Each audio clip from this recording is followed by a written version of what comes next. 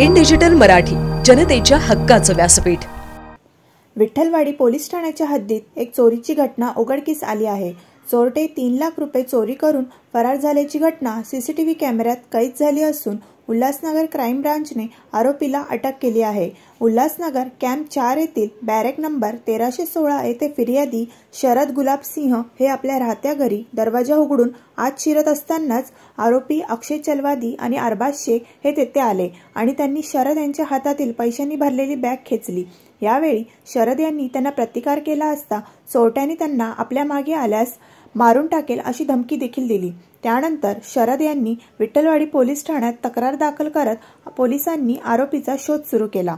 त्यानंतर Ulhasnagar crime ब्रांचचे police उपनिरीक्षक प्रवीण खोचरे यांना खात्रीदायक सूत्रांकडून माहिती मिळाली की आरोपी हे अंबरनाथ पश्चिम येथील माडा कॉलनीच्या जवळ असलेल्या पडीक खोल्याजवळील टेकडीवर आहेत। त्यानंतर पोलीस उपनिरीक्षक प्रवीण खोचरे, पोलीस हवालदार गणेश गावडे, योगेश वाघ आणि हवालदार राजेंद्र थोरवे यांनी तेथून आरोपी अक्षय आणि अरबाज यांना अटक केली आहे आणि चोरट्यांकडून चोरी झालेल्या मुद्देमालापैकी 45,600 एवढा मुद्देमाल हस्तगत करण्यात आला आहे।